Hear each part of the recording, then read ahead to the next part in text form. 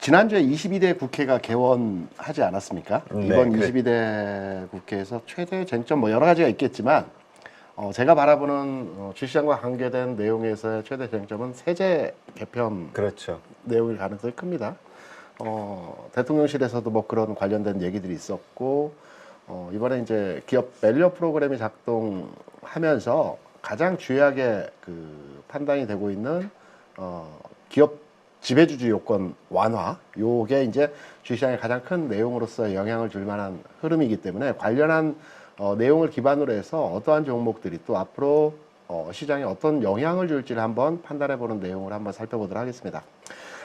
보시는 자료에서 알다시피 이제 지난주에 대통령실에서도 종부세 얘기 있었고요. 네. 또 금수세 얘기도 있었고 여기 이제 가장 중요한 건 상속세 완화 추진한다는 내용이 있었습니다. 물론 이걸 국회에서 협의가 되고 국회에서 통과를 해야 되기 때문에 좀 더 시간이 필요한 내용이라고 할 수 있는데요. 일단 이제 그 일본의 밸류 프로그램을 우리가 그대로 사용해서 이제 현재 진행을 하고 있는데 일본 같은 경우에도 회사법을 2번이나 개정을 하면서 이 상속세 완화에 관련된 부분을 진행을 했어요. 우리나라 같은 경우는 10년 동안에 연보험납을 통해서 나눠서 내는 형태로 진행이 되고 있고요. 상속세 같은 경우는 50%인데 대주주가 이제 주식으로 받을 경우에는 가산을 적용을 해서 주식으로 받을 경우 60%까지 상속세를 냅니다. 삼성그룹 같은 경우도 그래서 한 12조 원에 가까운 지금 상속세를 내고 있는 과정이고요. 여기에 관련해서 이제 앞으로 계속 시장에서 이 부분이 이제 영향을 줄 것으로 판단이 되고 있으면서 이번에 이제 공개되는 밸류업 세제 방안에 대한 전반의 흐름들을 보게 되면 첫 번째는 이제 상속세, 이제 대주주 할증. 그러니까 앞서 잠깐 말씀드렸지만 기본 상속세율은 50%입니다. 그런데 30억 이상에 되는 금액에 대해서 주식으로 받을 경우에는 여기에 20%를 가산해서 즉 60%의 상속세를 내게 되어 있습니다. 그래서 이 부분이 이제 뭐 완화된다든가 폐지된다든가 뭐 등등의 조건으로의 진행이 될 가능성이 높습니다. 그렇게 되면 우리나라 주시장이 저평가되어 있는 가장 큰 요인은 기업 지배주주 구조 관련해서 승계를 하기 위해서 그 지주회사들이 주가가 굉장히 저평가되어 있는 게 현실이죠. 일본 같은 경우에도 그 앞서 잠깐 말씀드렸지만 기업 지배주주 구조 개선 관련해서 회사법을 개정하면서 일본은 이제 상속이나 승계가 우리 같이 그렇게 많지 않기 때문에 저평가되어지고 주로 이제 지주회사라고 판단할 수 있는 상사주들. 그래서 지난해에도 워렌 버핏이 지난 4, 5월 이제 보게 되면 상사주들을 대규모 매수를 했죠. 그래서 일본 시장에서도 대표적인 상사주라고 할 수 있는 미쓰비시 상사 같은 경우에도 주가가 22년 대비해서 한 3배, 4배 정도 주가가 상승을 했습니다. 그래서 우리의 지주사와 성격이 아주 유사한 일본의 그 상사주들이 지난해, 지지난해, 그리고 올해까지 해서 주가가 상승을 보였다는 점. 이게 기업 밸류 프로그램의 기본적인 그 목적이었다라는 점을 판단해 보게 되면 이번에 국회에서 여러 가지 논의가 되겠지만 이 부분은 시장에 아주 영향을 크게 줄 만한 내용이고요. 대기업보다는 중소기업단에서의 주가 흐름이 좀 더 우리가 눈여겨볼 지점에서의 기업 군단입니다. 왜냐하면 대기업 같은 경우는 1950년, 뭐 40년, 60년 이때 이제 최초 창업을 해서 2세가 이제 1990년대에 승계를 했고요. 그리고 3세까지 넘어가는 과정에서 승계가 이제 거의 완료됐기 때문에 대기업 분단 측면에서 그 승계 관련해서 주가가 움직일 만한 여지의 기업은 그렇게 많지 않아요. 그런데 1970년, 80년에 창업을 했던 기업들이 있습니다. 이때 주시장이 이제 활성화되면서 7, 80년대에 이제 기업들이 많이 상장을 했거든요. 이때의 기업들이 대략적으로 한 30대에 상장을 했으면 그로부터 지금 한 4, 50년이 지났거든요. 그래서 창업주들의 나이가 70대 또는 많게는 80대까지도 지금 현재 나이를 이제 그 나이가 있습니다. 그래서 2세로의 그 승계가 되어야 될 지점에 와 있기 때문에 대기업보다는 중소기업단에서의 그 승계 과정에서의 주가 흐름이 앞으로 눈여겨볼 만한 지점에서의 상황을 나타낼 가능성이 있다. 라는 측면에서의 내용이고요. 먼저 SK의 예를 들어서 승계 과정에서 승계가 진행이 되고 나서 주가 흐름에 대한 내용들을 한번 판단해 보기 위해서 지주사 SK에 대한 월봉 차트를 제가 한번 가져와 봤습니다. SK 같은 경우는 뭐 예전에 뉴스에도 많이 나왔지만 이제 사촌과 이제 친척 간의 지분이 많이 나눠져 있었는데요. 한 사람으로 몰아줬죠. 그러면서 2014-15년에 최재원 회장으로 지분 승계 절차하고 뭐 여러 가지 독립 체제가 이제 변화했습니다. 그러면서 그때 지주사라고 할 수 있는 SK 주가가 요만큼이 올라왔습니다. 승계 완료되고 나서요. 근데 여기서 여러 가지 변수들이 있었어요. 뭐냐면 그 당시에 이제 SK CNC라고 하는 회사가 있었는데요. 이 회사에 대해서 최세원 회장의 지분이 30%가 넘는 지분을 가지고 있었어요. 근데 SK CNC 같은 경우는 그룹 내에서 뭐 특별하게 어떤 창조적인 일을 했던 회사가 아니고요. IT 서비스, 그러니까 그룹사 내에 있는 IT를 이제 서비스하는 회사였고요. 또 그룹사에 여러 가지 필요한 소모품을 납품하는 회사였죠. 그래서 대외적인 비중이 크지 않았었는데 SK CNC와 SK가 합병을 했습니다. 이 당시에 합병을 하면서 실효적인 이제 지배주주가 되면서 SK로 이제 합병이 됐고 이후에 주가 상황이 이렇게 올라갔다는 점. 그래서 결론적으로 말씀드리면 승계 이전 단계에서는 주가가 조금 이제 그 압박된 상태에서 머물러 있는 그 상황들이 많아요. 그런데 승계가 완료되고 나면 그동안의 주가 압박 사유가 해소됐기 때문에 상승하는 주가의 상황이 많이 나타납니다. 그래서 정부에서 이번에 발표한 지배구조 관련된 내용들도 한번 우리가 체크하면서 승계에 관련된 내용들이 앞으로 시장에서 크게 부각될 가능성이 있다는 측면으로서 우리가 한번 해석할 내용에서의 흐름이고요. 앞서 잠깐 말씀드린 현대차그룹은 이제 지주회사 개념이 아니고요. 순환출자 개념입니다. 어느 정도 지금 현재 승계가 이루어지긴 했지만 핵심은 이겁니다. 뭐냐면 그 현대모비스와 현대글로비스가 현대와 기아차에 대한 지분을 이제 많이 가지고 있어요. 그러면 정몽구 회장으로부터 정의선 회장으로 이제 승계가 되어져야 되는 현상이 나타나야 되는데요. 첫 번째는 배당입니다. 두 번째는 보스턴 다이나믹스입니다. 이제 로봇주와 관련된 연계이겠죠. 여러 가지 변수들이 있겠지만 기본적으로 가장 큰 핵심은 정몽구 회장이 가지고 있는 현대모비스 지분을 인수를 해야 됩니다. 인수. 사야 되겠죠. 사후에 상속을 받게 되면 세금이 60% 가까이 나갈 수 있기 때문에 지금 생존해 있을 때 그 지분을 사는 과정으로 승계를 완료를 해야 됩니다. 그렇다고 한다면 배당을 많이 줘야 되겠죠. 계속 배당을 많이 줘서 축적된 자본금을 통해서 인수를 하는 방법으로 진행할 수 있고요. 두 번째 안은 정의선 회장 같은 경우에 지난 그 22년도인가요? 21년도에 그 미국의 보스턴 다이나믹스를 인수를 했죠. 그러면서 그룹사에서도 일부 지분을 인수했고 특이할 만한 점은 정의선 회장의 개인 단독 지분으로 참여를 했다라는 겁니다. 그러면 여기에 이제 보스턴 다이나믹스의 상장 관련해서 옵션이 있었습니다. 이 손정희 회장으로부터 지분 80%를 인수했거든요. 그러면서 나머지 20%의 지분에 대해서는 4년 내 상장을 할 때에는 지분을 유지하지만 만약에 4년 이내에 상장을 하지 못하게 된다면 그 지분을 회수한다든가 뭐 다시 되파는 형태로 옵션 계약이 있습니다. 그래서 그 시한이 내년 5월입니다. 그 최초에 계약이 되었던 아마 4년인가 5년 될 겁니다. 그래서 내년 5월까지는 보스턴 다이나믹스를 상장해야 되는 지금 시점에 와 있습니다. 그래서 아마 업계에서 많이 평가하기로는 배당을 받아서 그 누적된 배당을 통해서 현대모비스의 지분을 살 수도 있고요. 또 하나의 방법은 보스턴 다이나믹스를 상장하면서 이 상장 차익, 회수된 돈을 통해서 현대모비스 지분을 살 수도 있다라고 해서 보스턴 다이나믹스가 올 연말 즈음에서부터는 이 상장에 대한 이슈가 시장에 부각될 가능성이 아주 클 것이다. 그래서 로봇주에 대한 어떤 전체적인 시장에서의 매기가 형성되는 지점에서의 시점은 올 하반기, 그러니까 한 10월, 뭐 9월 이때부터는 로봇주에 대한 전체적인 보스턴 다이나믹스 상장과 관련된 연동된 흐름에서의 시장 분위기가 이쪽으로 만들어갈 가능성이 있기 때문에 로봇주에 대한 투자 시점은 대략 한 7, 8, 9월 이때부터 관심을 가져보면 될 것이다라는 게 업계에서 바라보는 시장의 전체적인 분위기입니다. 그래서 현대차그룹은 어느 정도 지금 승계가 마무리되지만 마지막 단계에서의 이 현대모비스 지분, 실효적으로 현대차를 지배할 수 있는 가장 많은 지분을 가지고 있는 현대모비스 지분을 인수하는 과정에서 고배당을 줄 수도 있고요. 그리고 보스턴 다미락스의 상장 이슈가 발현되면서 로봇주에 대한 확산되는 내용으로 시장에 영향을 줄 수가 있다. 그래서 현대차에 대한 내용을 판단해 볼 수 있을 것이고요. 지금 저 관련해서 네. 사실 그래서 현대모비스에 대해서 지배구조 이슈로 좀 튀지 않겠냐라고 생각해서 투자의 아이디어를 가지셨던 분들이 물려서 지금 엄청 고생하고 있어요. 몇 년째. 맞습니다. 그래서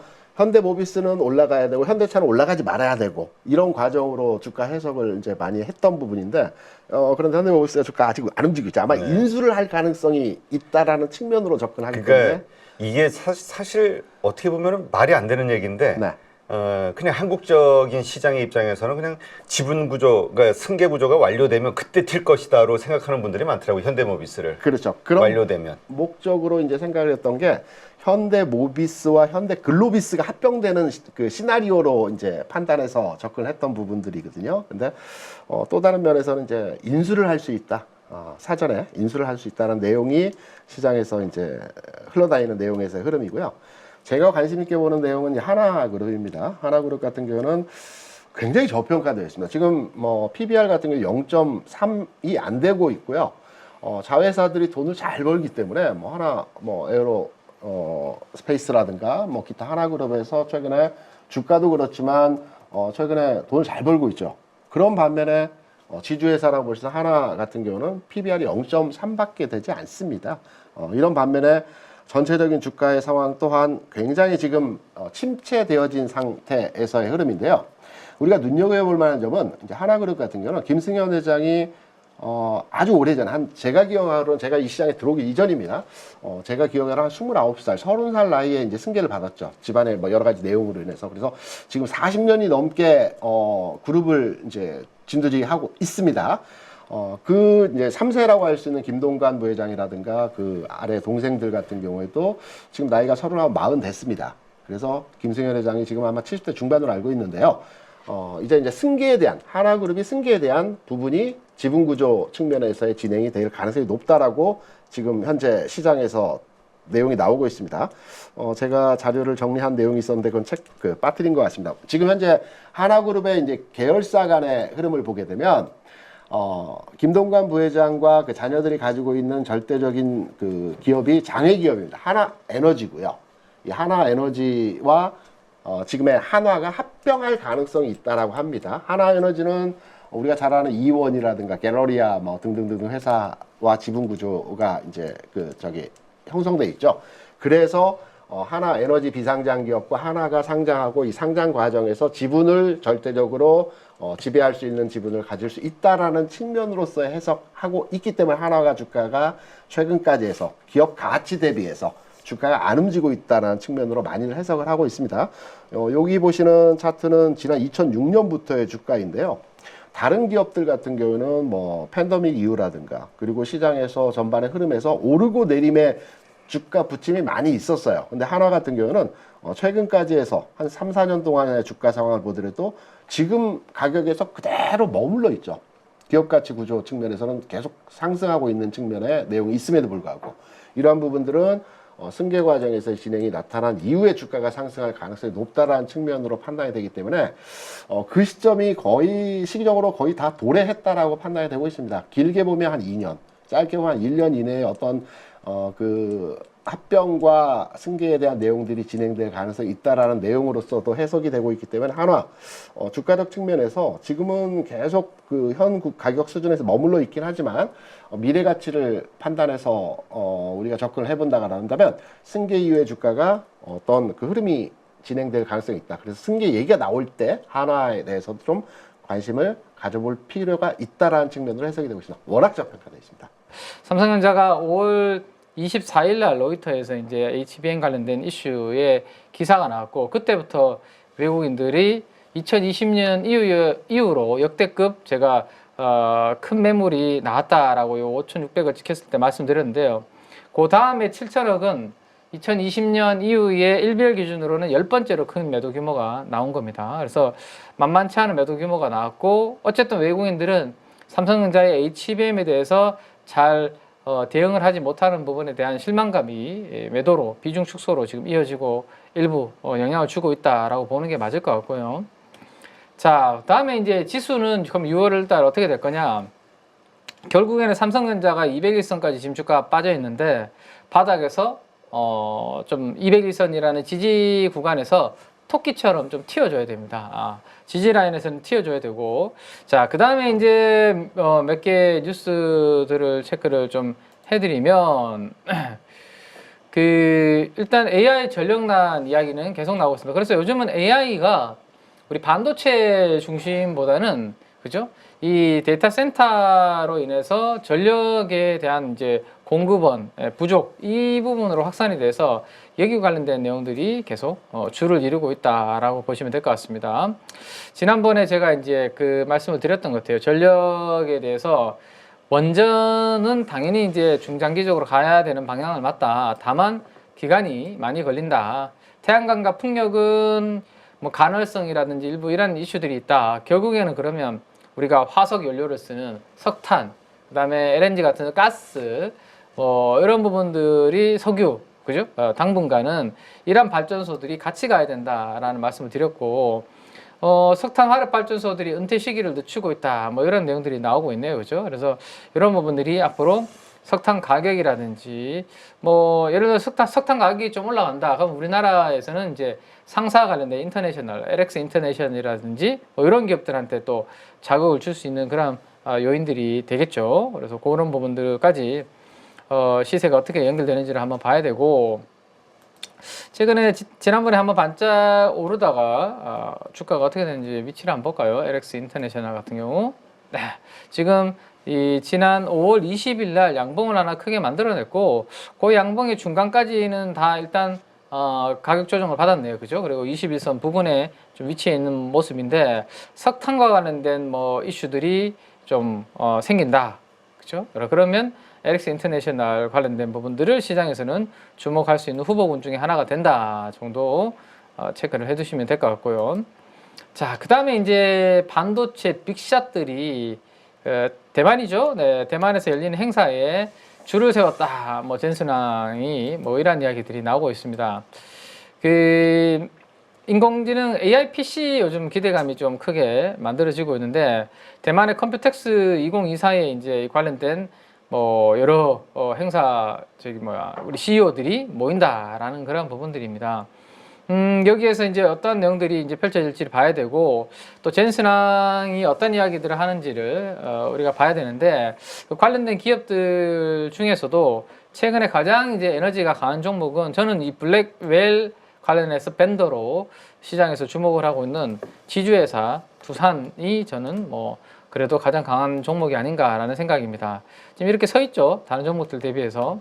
다른 IT 반도체 소부장들은 최근에 올라가다가 좀 대부분 주춤하는 모습을 보이고 있는데, 두산이 이렇게 힘이 강하게, 지주회사임에도 불구하고 엄청 무거운 주식이잖아요. 이 두산 지주회사는.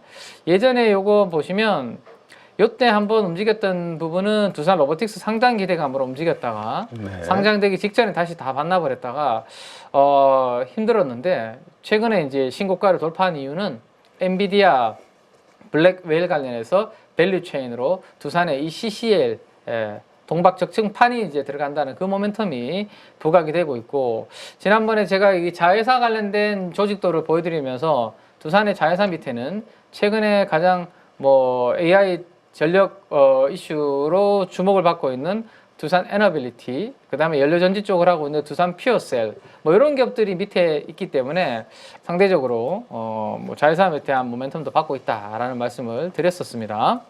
자, 그래서 두산이 엔비디아가 그 젠슨왕이 블랙웰과 관련된 등등 어떤 코멘트를 하느냐에 따라서 아마 좀 주목을 받을 수 있는 추가적인 부분이 있을 것 같고요. 그 다음 이제 또 한 종목은 이수페타시스가 되겠죠. 이수페타시스 이번 행사와 관련해서 또 한번 주목을 받는다면, 자, 이수페타시스도 제가 항상 저 양봉, 장대 양봉을 음영으로 그려놓은 이유가 뭐였죠? 저렇게 장대 양봉을 한 번씩 그려놓으면 이 스페타시스는 성격상 그대로 계속 올라가는 게 아니라 그 양봉의 일정 부분을 다 반납하더라라는 것을 보여드리려고 지난번에 저 양봉을 다 그려놨었습니다. 회색으로. 이번에도 마찬가지네요. 그죠? 그 양봉이 만들어지고 난 다음에 한 5만 5천 원까지 올라가더니만 결국에는 지금 시간이 좀 한 일주일 지나고 나니까 다시 그 양봉의 절반 정도까지 21선까지 주가는 반납해서 내려와 있는 그런 상황입니다. 그래서 저는 오히려 이런 이스페타시스는 저렇게 양봉을 만들 때 막 추격해서 따라갈 종목 아니고 저 양봉을 만들고 난 다음에 기술적 조정으로 일정 부분은 반납해서 이격 좁힘이 나오면 그때 없는 분들한테는 좀 관심 가져볼 만한 기회가 된다라는 말씀드렸는데 뭐 21선에서 61선 정도 뭐 그 아래 전후로 이격 좁힌 과정이 나올 때가 이스페타시스한테는 좀 관전해서 볼 수 있는 그런 포인트가 되지 않을까 정도 한번 보시면 될 것 같아요. 자, 지금 뭐 IT 관련된 이야기를 드렸으니까 요거 잠깐 요 뉴스까지 한번 보고 갈까요? 네. 한미 반도체의 독점이 끝났다라는 뉴스가 이제 주말 사이에 지난 금요일 밤에 이제 나왔는데 토요일 밤인가요? 금요일 밤이네요. 5월 31일이니까. 네. 지금까지 이제 한미 반도체가 시가총액 한 7조인가요? 8조였나? 아무튼 네, 10조 거의 뭐 위로 올라온 이유 중에 하나가 HBM이라는 그 스페셜티 반도체, 그죠? 네, 이거는 칩을 이렇게 적층으로 이제 붙여서 구멍을 뚫어서 연결하는 거잖아요. 네. 거기에서 이제 붙일 때 들어가는 TC 본더라는 게 SK 하이닉스향으로 한미 반도체가 하니까 최대의 수혜주로서 지금까지는 부각이 되었습니다. 15조 거의 7천억. 그럼 언제적 두 배죠. 그러니까 두 배. 그 옛날에서 이미 저는 이제 한미 반도체 너무 저 관심을 안 가졌습니다. 아, 그러네요. 야, 시총이 그렇게 컸습니까? 그렇지. 저도 기억에 적정 시총이 6조다, 7조다 이 얘기했던 게 이영수 대표하고 했던 얘기가 네네. 마지막 기억이 나는데, 야, 두 배, 많이 올랐네. 두 배 올랐네. 아, 그렇군요. 네.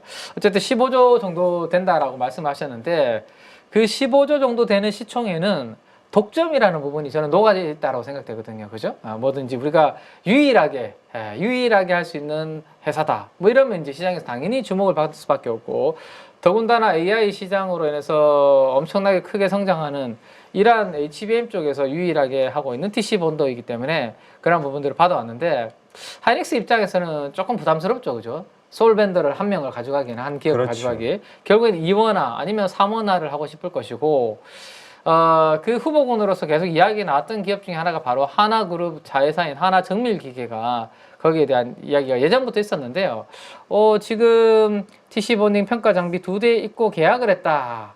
6월 10일이 입고일이다. 뭐 이런 내용들이 나오고 있습니다. 그러면 이제 SK 하이닉스 밑에 원래는 원밴드였는데, 그죠? 한미가 원밴드였는데, 야, 이거 그러면 누가 하나 들어온다는 얘기고, 이게 한화가 들어올 수 있다라는 거죠. 그러면 예를 들었습니다. 이거는 장비 한 대당 100억으로 지금까지는 했는데, 하나가 더 생겨버리면 하이닉스 입장에서는 야, 니하고 별로 기술력이 차이 나지 않는데 우리 하나에 들어오는데 80억 이야기 하는데, 이러면 이제 가격을, 그죠? 단가를 낮출 수 있는 그런 부분들이 될 것이고, 여기에 또 하나 기업이 나오는 게 ASMPT라는 기업이 나옵니다. 3파전 이야기가 나오네요. 그죠? 그러면 세 개를 경쟁을 붙이게 되면 예전에 혼자 하는 것보다는 훨씬 더 당연히 단가가 인하될 수밖에 없고, 그럼 단가가 인하된다는 것은 지금까지 받아왔던 솔벤더로서의 프리미엄이 이제는 약간 희석될 수 있는 그러한 요인이 될 수 있다라는 겁니다. 근데 아직까지 이제 막 시작하는 거고, 이게 막상 해봤는데 한미 반도체 장비보다 그게 안 돼. 그러면 이제 달라지겠죠, 그죠? 근데 일단은 그거는 이제 나중에 나오는 내용이고, 솔벤더로서 이제는 2원화, 3원화로 갈 수 있다는 내용이 나왔기 때문에 여기에서 한미 반도체가 과거에 이제 그 밸류에이션을 유지할지, 이런 부분들이 아마 앞으로 또 HBM 쪽에서는 중요한 또 관전 포인트가 되지 않을까 싶네요, 그죠? 네.